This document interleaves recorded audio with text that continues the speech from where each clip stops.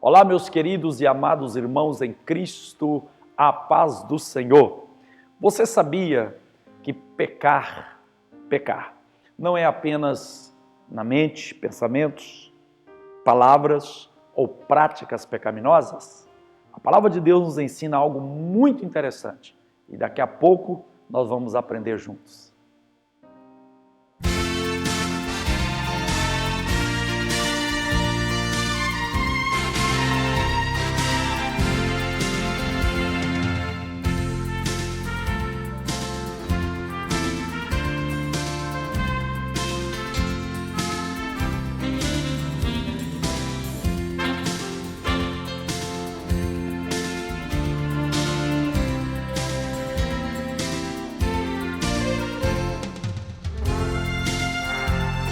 O apóstolo Tiago, capítulo 4, versículo 17 da sua epístola nos ensina: portanto, aquele que sabe fazer o bem e não faz, comete pecado.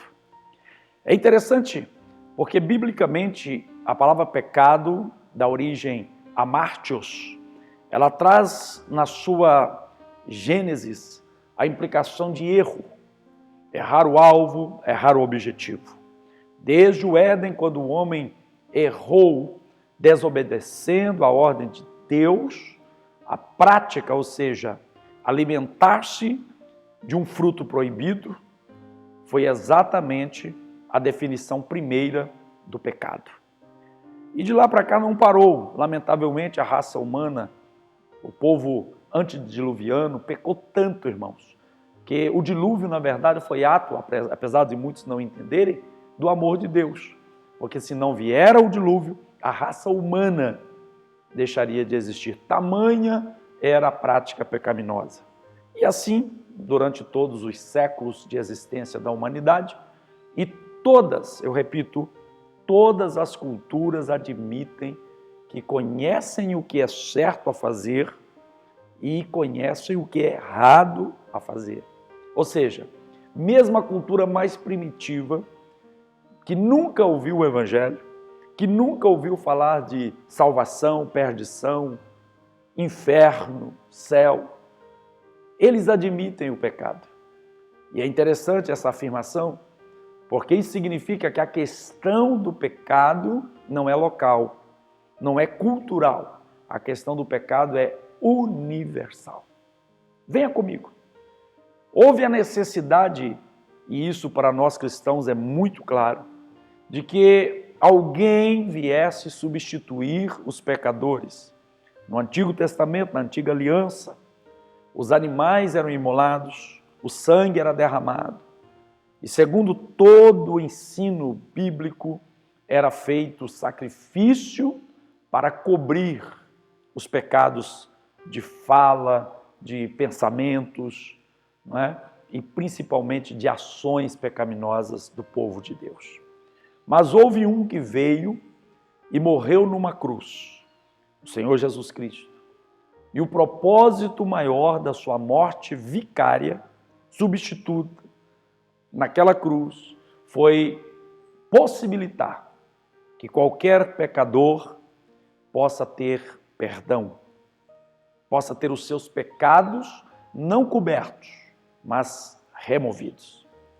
Então, quando João, ele exclama no capítulo 1 da sua epístola, versículo 29, da carta do Evangelho de João, quando o João Batista, ele exclama: eis o Cordeiro de Deus, que tira, olha só, não cobre, tira os pecados do mundo. Ele estava falando de algo muito lindo e muito precioso, que é a possibilidade do perdão dos pecados. Mas o tema principal da nossa mensagem aqui para vocês, ele é muito importante. Ao contrário de que muita gente pensa que pecar é fazer alguma coisa errada, pecar é pensar de uma forma errada, pecar é falar de formas equivocadas, erradas, a Bíblia vai muito mais a profundo na questão. Esse texto de Tiago, ele diz claramente que aquele que sabe, observe o verbo, que conhece e sabe que deve fazer o bem e não faz. Olha, ele não cometeu nada, ele não agiu de forma errada, ele não pensou de forma errada, mas ele simplesmente se omitiu. A Bíblia chama isso de pecado. Eu gostaria de ir um pouco mais a fundo nessa questão e afirmar que o mal, ele tem prevalecido em todas as esferas, econômica, política, religiosas, eclesiásticas, família, porque muita gente boa, muita gente que conhece até a Bíblia, muita gente que conhece a norma da boa conduta cristã, simplesmente se omite. E quando há um vácuo no bem, o mal se aproxima. Quando o bem se cala, o mal se levanta.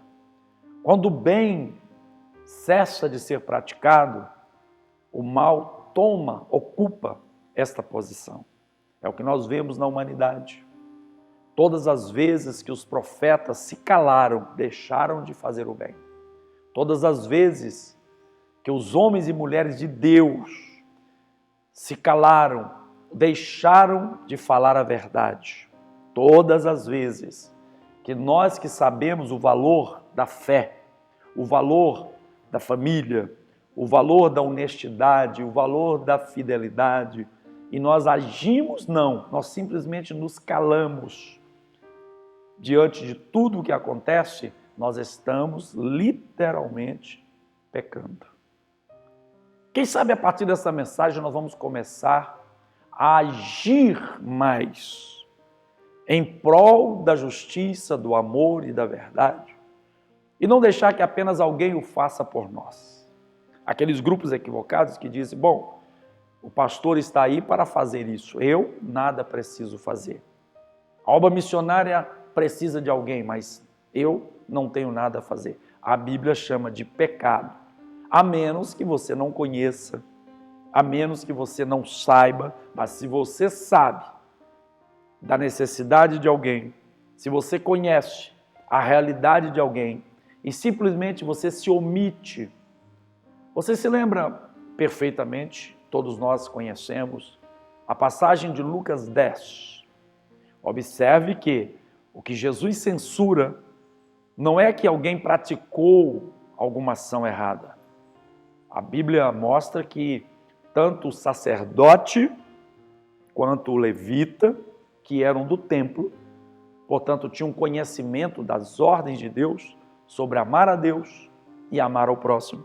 Quando viram alguém à beira do caminho semi-morto, eles se omitiram. Observe, a censura do mestre não foi porque eles fizeram alguma coisa errada. Não, é porque eles deixaram de fazer algo certo. Quando o samaritano, que mesmo tendo má fama, que mesmo não sendo do povo de origem judaica, não é?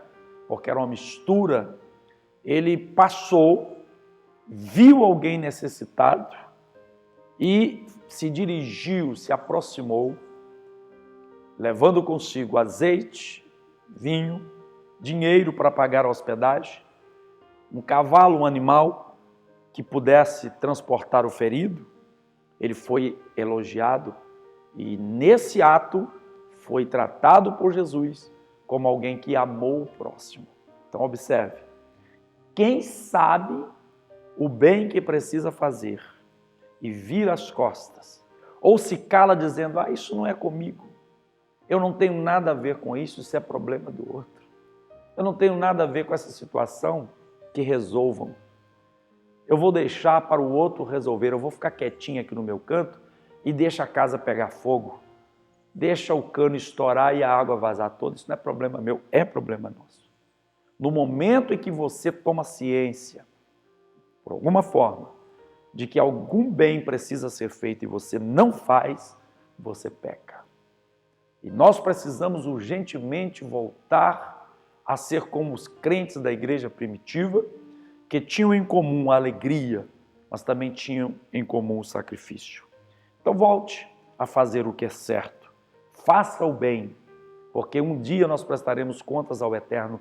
E ao encerrar essa mensagem, eu vou dizer a todos os queridos irmãos, sem a menor sombra de dúvida, se ainda não pregamos o Evangelho a todos os povos da terra, se ainda existem pessoas sem acesso à palavra de Deus, se ainda existem muitas das vezes situações em que programas bons são feitos, mas há pouca participação até dos chamados cristãos, se nós temos um país mergulhado na injustiça, se temos um país mergulhado na corrupção, a culpa verdadeira é daqueles que sabem, que conhecem a palavra de Deus, entendem os princípios dela, não cometem pecados, mas se omitem, e essa sua omissão precisa mudar hoje. Vamos lá? Vamos mudar.